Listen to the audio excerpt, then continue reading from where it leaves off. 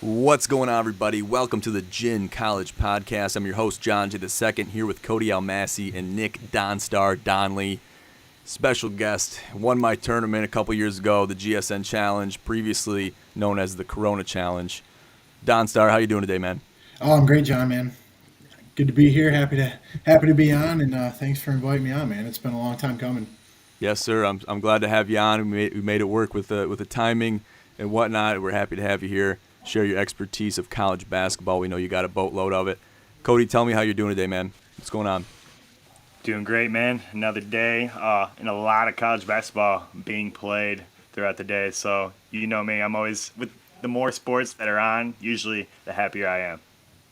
Yes, sir. We definitely have a plethora of sports going on right now. As Sobo alluded to yesterday on the GSN, there's a lot of sports going on right now. That's just the reality of the situation. There's tons of stuff going on. Obviously, college basketball is taking a lot of the time up that we have watching stuff, games on around the clock, and it's just a really exciting time. You got baseball going on down in Florida, and just a whole slew of sporting events for your viewing pleasure, for all of our viewing pleasure. So it's a great time to be alive, so to say.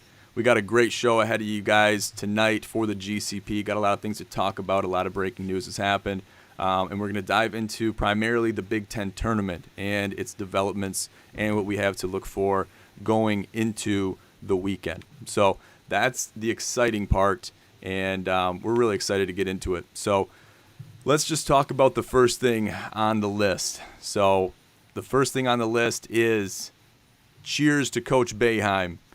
Cheers to Coach Boeheim. So Coach Boeheim, legendary Syracuse Orange coach Jim Boeheim, calls it a career after 47 seasons at the helm. Cody, give me a little bit of an impression on Coach Boeheim. What happened? A little bit of unfortunate series of events have unfolded over there in Syracuse, in New York. What can you tell me about Boeheim and the Syracuse Orange?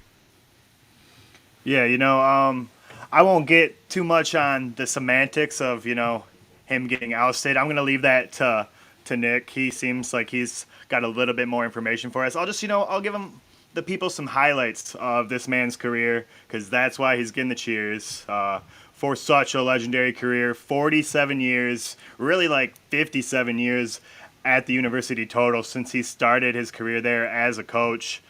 As a player, correct myself. But over his coaching career, 1,015 wins, 5 Final Fours, 2003 National Championship winner, and 6 all-time in wins for college basketball coaches. So quite the career for Mr. Boeheim here. And also over here at Gin, we're giving him all the rounds of applause, even if it's a little bit of a, not leaving on the happiest terms. We're happy for him over here at Gin. Yeah, Donley, tell me about what happened with Coach Boeheim. Obviously, something unfortunate happened. It had to happen from what it sounded like. What's going on with Coach Boeheim? It seems like a tarnishment of his legacy. What happened here? Yeah, you kind of get that a little bit. I mean, we live in this world right now where this generation of legendary coaches are leaving. Obviously, a couple years ago, we saw Roy Williams at Carolina kind of going down, leaving kind of on a low note. And then you kind of get the exact opposite last year with Coach K. Obviously, they ended up making the Final Four. They didn't finish necessarily the way they wanted to, but Coach K got his kind of farewell tour throughout the year. I think personally, the sweet spot would be between the two. I think the farewell tour is a little bit obnoxious for Coach K, but this just seems weird with Boeheim. It seems like there's just a complete disconnect between him and the school and the athletic department. This will be 3 out of 4 years they missed the tournament, but they made a Final Four in 2016. They're consistently contenders in the ACC. The zone defense gets a little overplayed. I think that's kind of moved past the time of college basketball has moved past the time of zone defense, but.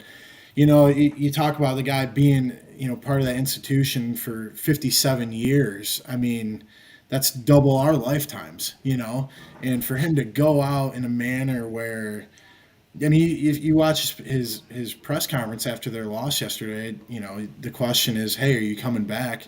And he says, I don't know. And, well, what do you mean you don't know? And then he says, well, I'm not the guy to ask. It just seems like it's just a shame, really, because he's a legend of the game. I mean, without the vacated wins, you're talking about a guy who's won the second most college basketball games as a head coach of all time. You start getting into that 1,100 number. It's just absolutely outrageous, and it's unfortunate. I mean, you'd love to see him, go out at least on a high note, or at least something where, the fan base and the alumni can mentally prepare themselves. You talk about the way they lost yesterday. It was a great basketball game between them and Wake Forest. They lose on a buzzer beater. It's absolutely heartbreaking. And I'm thinking from a fan's perspective, you got to try to be, you're trying to process the loss and trying to process that your season's over. And you're not necessarily thinking like, oh, this is it. And then, it's like he says, oh, I kind of gave my retirement speech a couple weeks ago because I saw this coming, but it's not my decision. It's just really unfortunate. You really hate to see a legend of the game go out like this. Yeah, I agree. And so that the assistant coach, Adrian Autry, has been named the new head coach of the Syracuse Orange. And you'd think that the program, or at least the school as a whole, would have let the dust settle a little bit more. Okay, we don't need to name a new head coach right now. Okay, let the dust settle a little bit. Boeheim's already kind of hinted towards retirement already. Let that kind of process and happen on its own organically. It seems like they kind of rushed into this. It's just unfortunate for the legacy of Coach Boeheim, all he's done for the program, all the years he's put in for Syracuse. And it's just an unfortunate series of events, really. That's really all you can look at it as. And Syracuse isn't even a close team to the Big Ten. It's a team that has always been, and they've had their strides, they've had their years where they've really made a splash in not only the Big Ten not only the March Madness tournament, but in their own respective conference tournaments as well, and just their own performance. Looking at all the wins, and Boeheim, he's a legend. He's a Hall of Famer. Hopefully, he still has the bid to make it to the Hall of Fame. I'm guaranteeing that he will, but just unfortunate at the end of the day. So, Cody, I think you might be muted, dog. Muted myself there, but you talk about him being an institution and what he did at the ACC, but he was already an institution. By the time we were born, he was inducted into the Hall of Fame in 2005, won his championship in 2003. And as much as now we associate him with the ACC, he once was just so synonymous with the Big East before the Syracuse made that transition. So multiple conferences that he now has his imprint on. And I just like how you say that. I wish the school would have just, ushered him out. If they're going to let go of him, do it with a little bit more grace than that when he's been such a staple. And, that's my ending segment to that.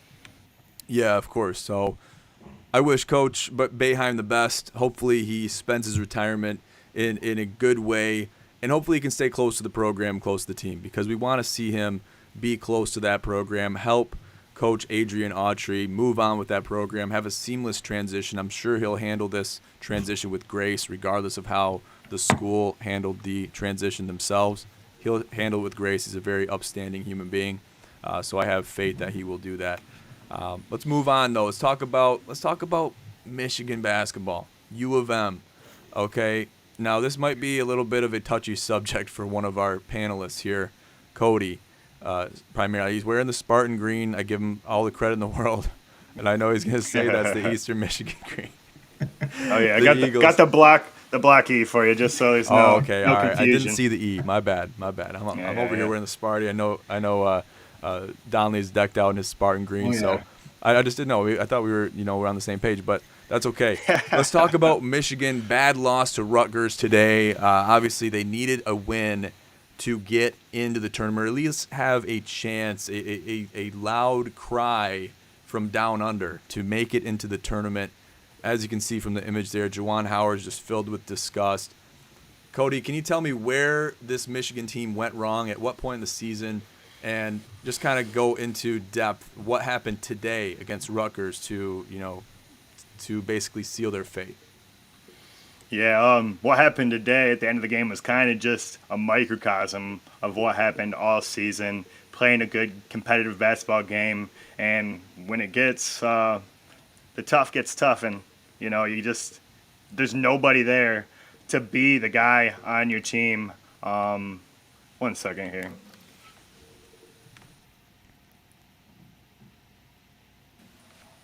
Just getting a lot of audio interference over my headset. Thought it was my own, but it doesn't look like it. But back to Michigan basketball.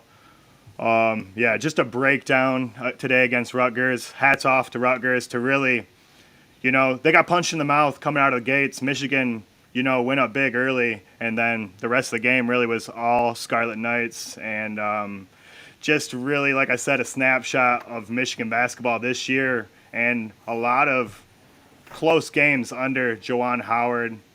The last 3 games of the regular season were played in overtime. They were 1-3, 1-1 against Wisconsin.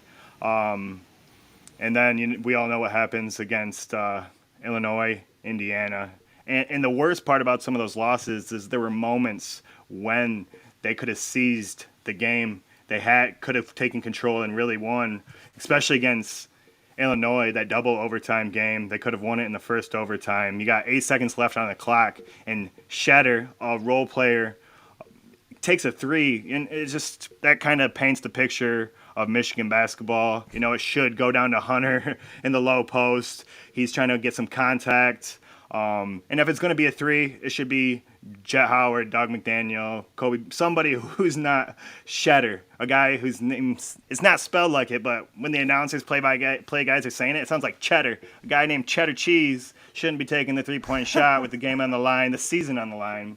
And, they go on a 3-game winning streak in February, starting against the Spartans, and start to get a little bit of a repertoire. The Big Ten was so packed through the middle of the standings. They had all the chances in the world to really take that positioning and use it to their advantage, and just kind of collapsed, and just put a bow on it today against Rutgers, the early game. And yeah, I took the Rutgers money line, a little emotional hedge there, as the boys pointed out pre-show, but made money nonetheless. And I could just kind of see the blood in the water as far as this Michigan basketball team and their susceptibility to any team who really wants it more. Yeah, you bring up a good point, and betting with your head, not with your heart. I mean, I can't really explain. I saw you in the Discord say, hey, don't say it too loud, but I'm taking Rutgers. I'm taking the Scarlet Knights over my Wolverines today. And that had to have paid out pretty well. But regardless of how you look at it, they didn't get the job done. They didn't make the necessary adjustments going into the Big Ten tournament. It could have been a head issue. It could have been a team chemistry issue. You can look at and pinpoint any number of things where this team went wrong and where they kind of affected their fate and their outcome going into the the Big Ten tournament and going into their hopes of possibly making a March Madness bid. And it doesn't look like that's going to happen now. I guess, what are the chances that they make an NIT bid? I heard chants. I saw it all over social media today. Michigan's walking off the floor and in the United Center, and they're just chanting NIT, NIT, NIT. And I'm like, I mean, that's crazy. That's crazy. First of all, we've seen big teams like Virginia play in the NIT last year, and that's kind of a surprise, knowing that they're 1-2 seed usually year after year. Seeing that happen is kind of a surprise. Don Star, what do you have to say about Michigan possibly making it to the NIT? I mean, we've seen Dave Portnoy wear blue and yellow sweatshirts that say basketball school on it. What's happening here? Yeah, I mean, they will get an NIT bid. I think they would be crazy to turn it down. I know you see a lot of people saying we're bigger than the NIT, but frankly, Michigan's problem this entire season has been inconsistency as a result of youth and inexperience. You look at their starting lineup today. There's 3 true freshmen in their starting lineup. You bring in Terrace Reed off the bench. I mean, you look at the second half, and obviously with Llewellyn going down early on in the season, Doug McDaniel kind of got thrown into the mix. guard play is paramount when it comes to tournament time and when it comes to March. And their guards played like garbage today, plain and simple. They've had some good stretches, but frankly, the consistency for Michigan was the issue this year. They never won more than 3 games in a row the entire season. But that's why you need to take the NIT bid. You need to get some experience in some semi-meaningful games. The NIT is what you make it when you're a Power Five, Power Six school. I think it would be in Michigan's best interest and Juwan's best interest to say, you know what, guys, the season didn't end the way we wanted to, but we still have, frankly, it's a chance to raise a banner, whether it's the consolation banner or not. In my opinion, Michigan at their best will easily be the best team in the NIT this year. I don't think there's any doubt. It's just a matter of getting consistent and getting reps for the freshmen. I mean, and you start looking at it for next year, right? They're probably losing Jet Howard. Kobe Buffkin could be gone as well. So when you take, I mean, I don't know the exact math on it, but when you're taking, that's probably 40% of their scoring off the court, you're going to need guys to step up. You lose Joey Baker as well, coming off the bench. So these freshmen just need reps. They need experience. They need to have that feeling of a big-time game. And like I said, the NIT is what you make it.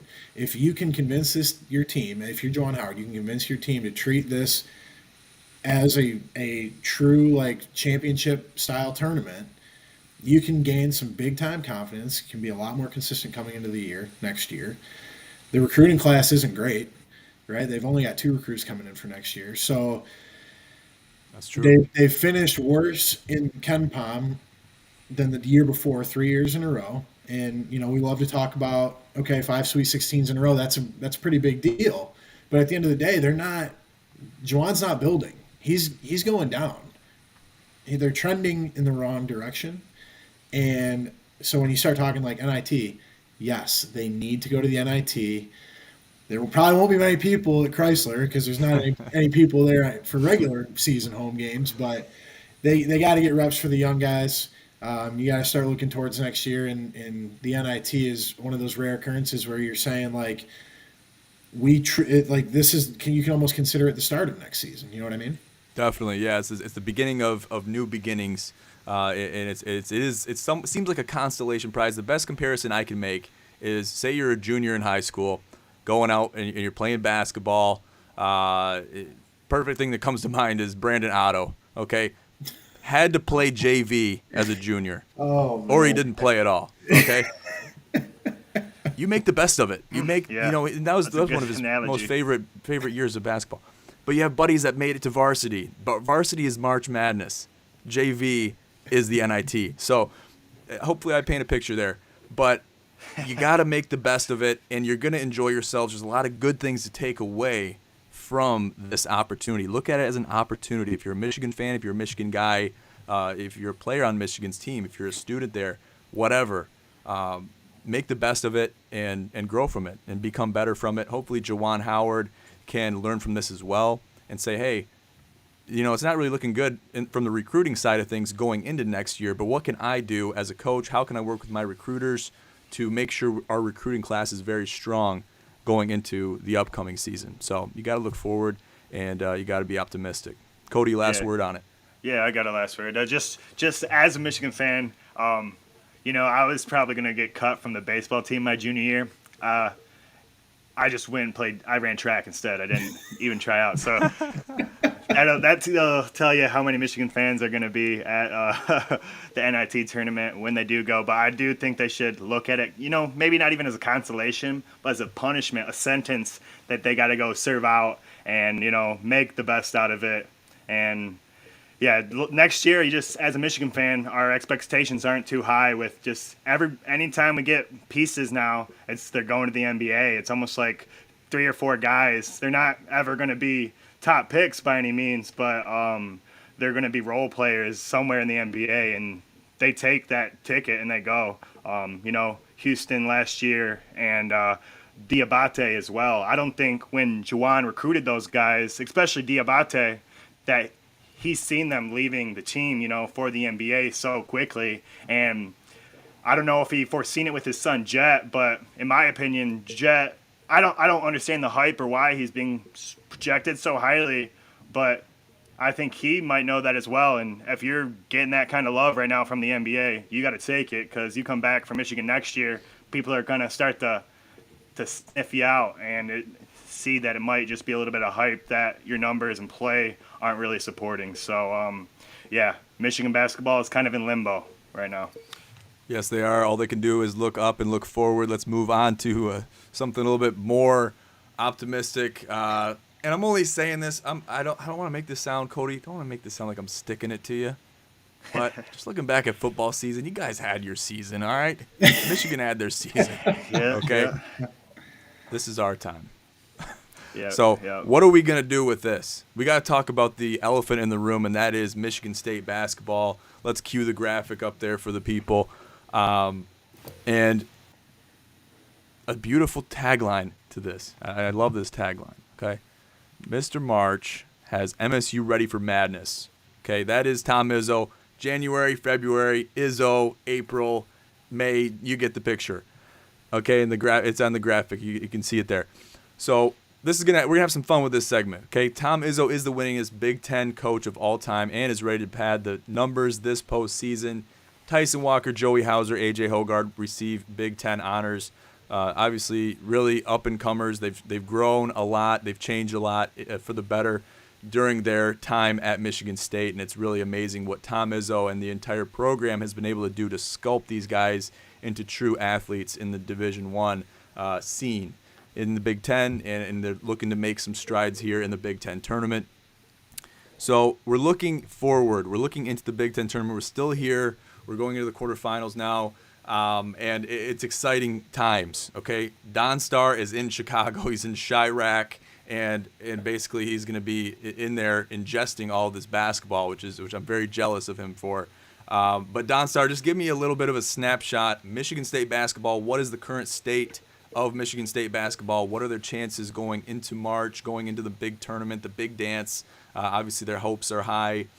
Seeding and numbers are kind of still cloudy, but what can we expect out of this Michigan State team going into tomorrow? Yeah, absolutely. So I think, right now they're playing their best basketball of the year, and I think that's something that, I feel like a lot of people had a lot of confidence in Tom Izzo maybe, 5-6 years ago, where it seemed like every season his teams were playing the best of the season when it comes to March. And the last couple of years, you just don't really feel that spark. I think it's back this year. I really do. They finished the season strong. Obviously, the Iowa finish was pretty brutal to take, but at the end of the day, like that, they still played a great basketball game. Apart from the last minute and a half, but coming into the tournament right now, getting the double bye I think was huge, and especially now considering the complete madness that has happened behind them. As we're recording this right now, Penn State's about to knock off Illinois. Wow. There's been 5 games played up to this point in the Big Ten tournament. The lower seed has won every single game. So you start talking about some of the teams that Michigan State might be nervous about playing. I didn't really want to play Iowa. You never know what you're going to get with Iowa. They could, kill you for 110. They could, flop and score 55. You never know. They're extremely unpredictable. So I think Michigan State likes the matchup with Ohio State tomorrow. As far as maybe playing Purdue Saturday, you never know. But Rutgers beat Purdue this year. So you just never know. I mean, the way this tournament has started, it's just complete mayhem so far. Getting into some of the seeding, Michigan State is projected anywhere between 6 and 7 right now. A loss to Iowa, maybe would have cemented them on that 7, possibly dropped them to an 8. Now that they're playing Ohio State, you can't lose tomorrow. Straight up. If you're worried about seeding, you're worried about making a run. Obviously there's no way for them to jump up to that, 2 or 3 seed line. That would be, unprecedented for a jump that high this late in the season. So basically at this point you're looking at, can we maintain a 7 or can we jump to a 6? Obviously you'd like to jump to a 6 so you can possibly meet a 3 seed in the second round. You don't want to fall the 8-9 because then you're playing a 1 seed. I think the 1 seeds are very strong this year. I think that they'll be in trouble if they face an 8 or a 9 seed, or if they come in as an 8 or a 9 seed. So yeah, you got to win tomorrow. The tagline is it's tough to beat a team 3 times in a season, but it's impossible unless you beat them the first two. So That's right. I think they're playing their best basketball of the year. You start looking at the 3-point numbers. I know they're eighth in the country in 3-point percentage.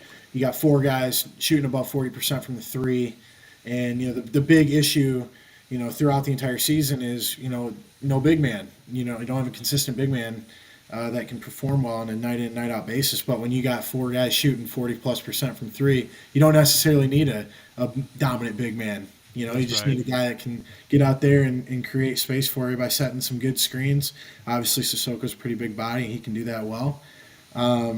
Yeah, just overall, I think Michigan State fans have a lot to be excited about coming into this weekend.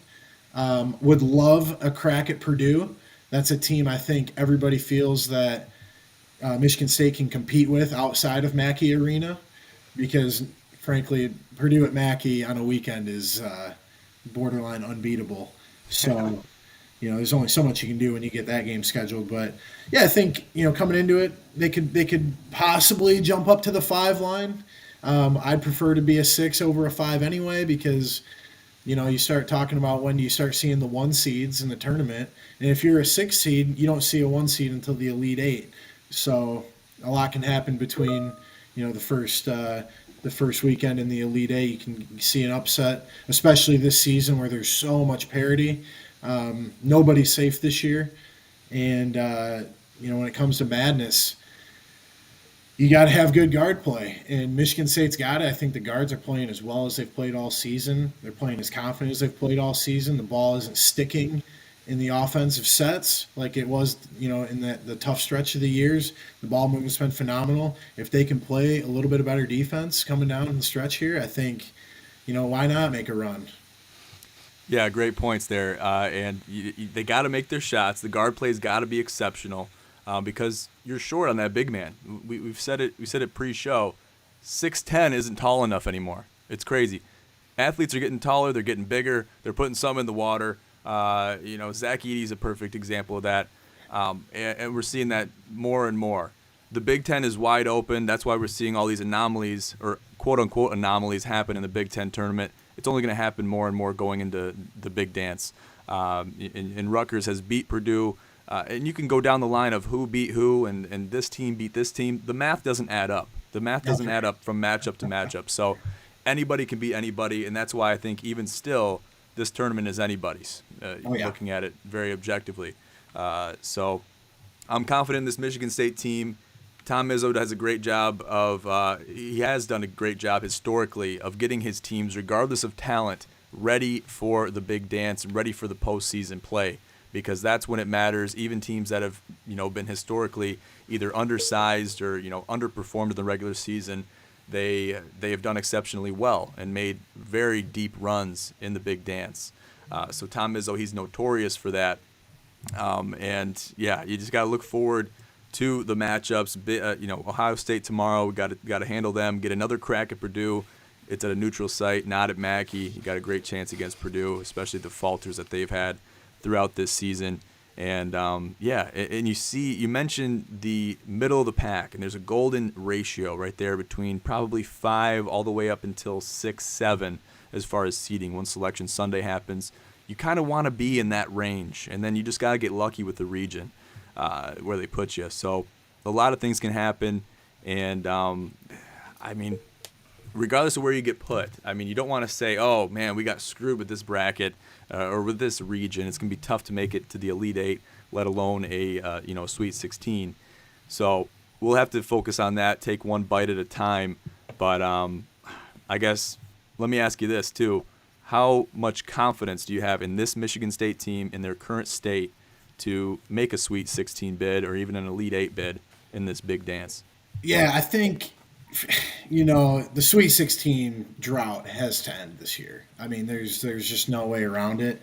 That probably means beating a higher seed, barring any ridiculous upsets. But you talk about that seed line. Right now the projected three, like let's say Michigan State ends up as a 6 seed.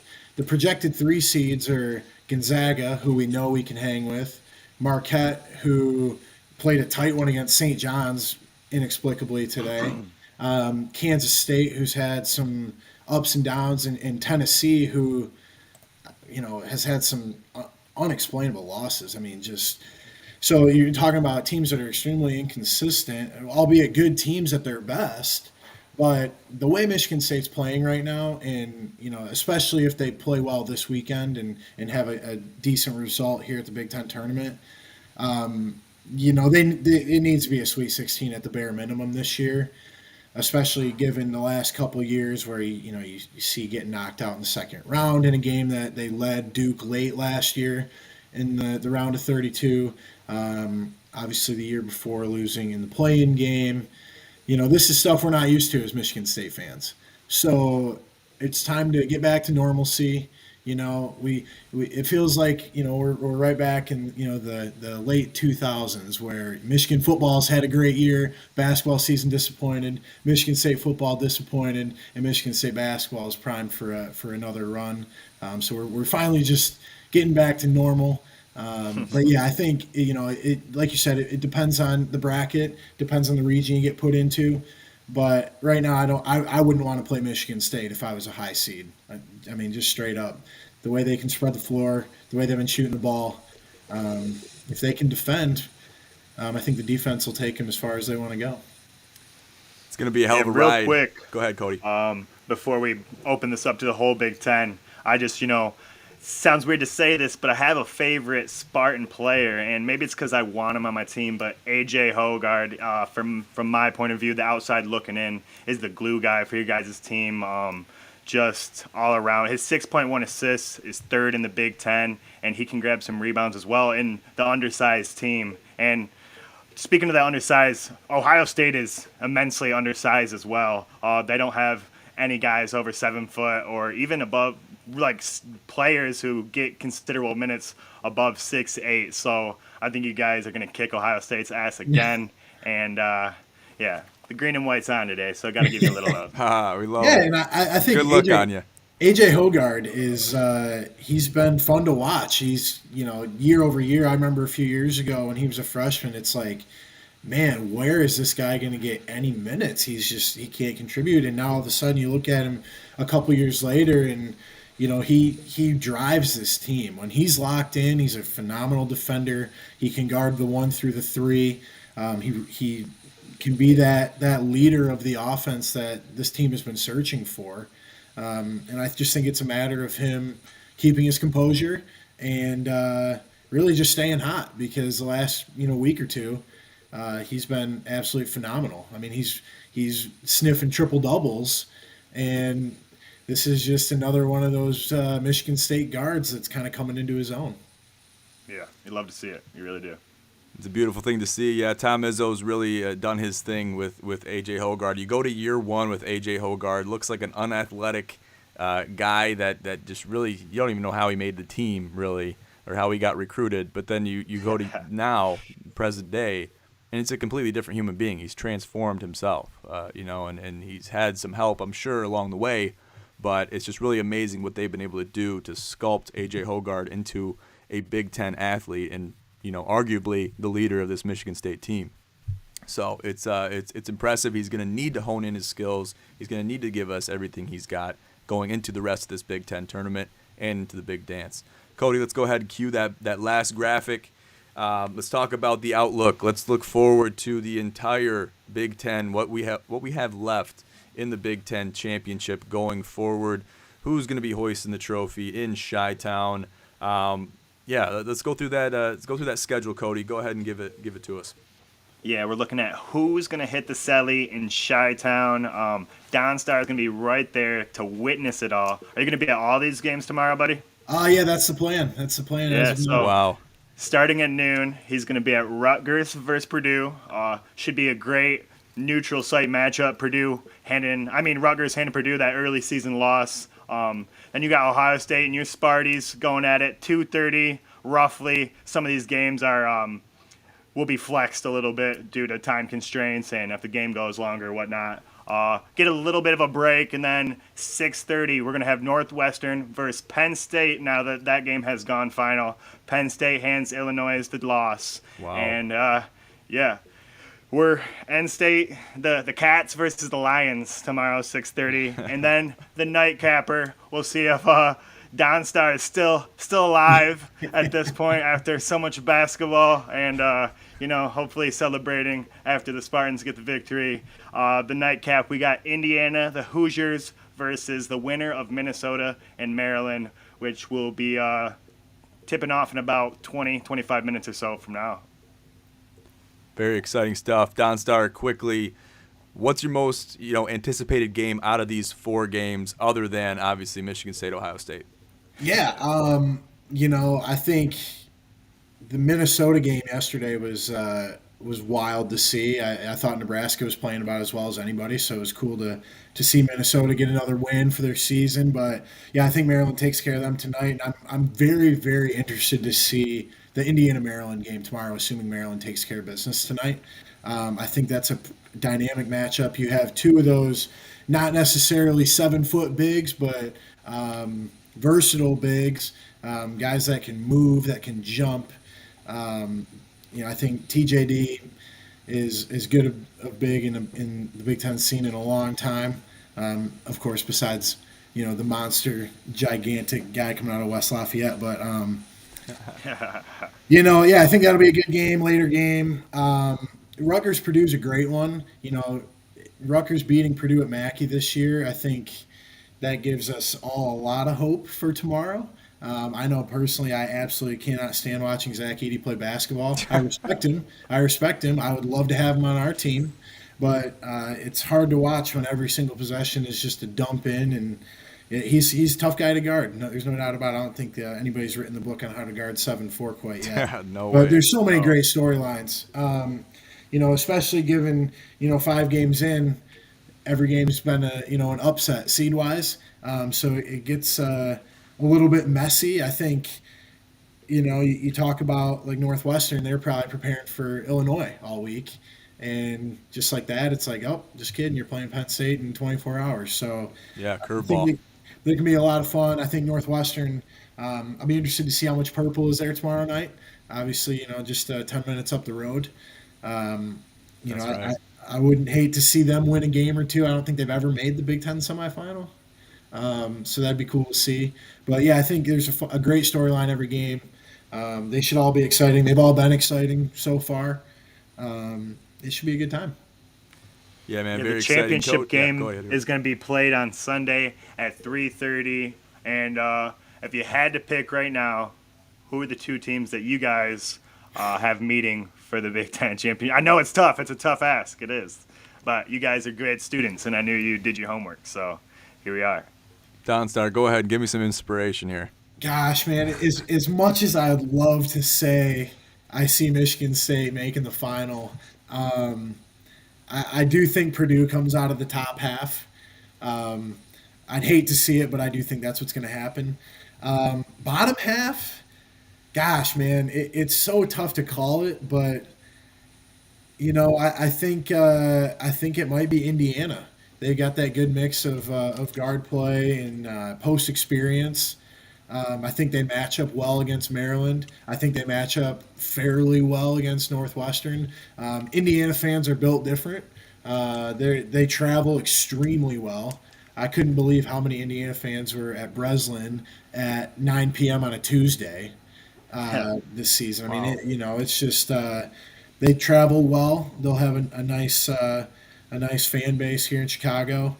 But yeah, I think if I had to just throw one out there, which it's like, throwing darts in the dark. I guess Purdue and Indiana in the final. But again, Purdue could lose tomorrow. Indiana could lose tomorrow. You just never know. You just never know. That is true. Cody, do you want to go first, or do you want me to tell you mine? I'll go first, Let's hear it. Man, I really want to pick the Rutgers upset. I really, really want to pick it. I do. I want Rutgers to kind of take the playbook from what Wisconsin did a week ago today, and how they almost beat him. But they limited Zach Edey's attempts, but he made good on most of the attempts he got. I think he was 7 for 9 from the floor, and then had some free throws to go along, some and ones. And if their guard play is on, they're really hard to beat with just the cheat code. That's what we call them around here. So I can't pick against Purdue in the Rutgers game, but I'm gonna pick Michigan State, Tom Izzo, Mr. March, to get past, and to claim an unexpected Big Ten title. The other half, I think that it is going to be Indiana, but I think Tom Izzo is going to do some work. Restore the March, Mr. March. Remind the rest of the nation why he has that nickname. Yes, sir. Yes, sir. I love that. Perfect. Did you say so? Indiana, Michigan State in the final. Is that what you're saying? Those are two. Yep. That was Hoosiers mine and too. Spartans. That's Wow. what I got. Go green, baby. Let's go. That's It's like I'm we do a riding college them in. sports show together. Dude, I'm telling you, you should have an S on that pullover, not an E. I mean, I know you're alma mater, you're Eastern Michigan Eagle, but you could put a patch over it and be both. It could work both ways. The color scheme is perfect. So I love that matchup, Indiana, Michigan State, and I think it could happen. I really do, especially if Rutgers pulls the upset. But then that throws into the conversation: can Rutgers beat State and then they make it? Talk about a Cinderella story. You never know what could happen if that was to occur. So a lot is still yet to be determined. I think we're still going to be surprised going into tomorrow and into the rest of the weekend. So we'll just have to see what happens going forward. Looking forward to it all. All right, guys, cool. That brings us to the end of the show. We covered a lot of information here. Let's do final thoughts, final words. Don Star, we'll start with you, and then we'll go Cody. Yeah, guys, I think coming into March, obviously Big Ten, we've already seen a ton of parity. But there's parity in other conferences too, and I think we're leading into a historic tournament this season. I think we're going to see upsets that we've never seen before. I think, truly coming from my perspective, I think this is a direct result of the transfer portal. You got guys leaving every team every single year, and the mid-majors are kind of coming up a little bit. I think there's going to be teams this season. I watched a couple of those mid-major tournaments so far that have concluded already. There's some legitimate basketball teams coming into this tournament that are going to be ranked in that 13, 14, 15 seed line. This could get really messy this year. And if you're looking at like future betting, maybe take a couple dark horses. I mean, it takes a 2 seed and a 1 seed going down in the same round in a region to completely screw things up. You could start talking about maybe 7, 8, 9 seeds that have been playing a lot better recently, kind of making a run at making a Final Four. I mean, you look at Duke, absolute dominant performance today. Michigan State obviously playing a lot better.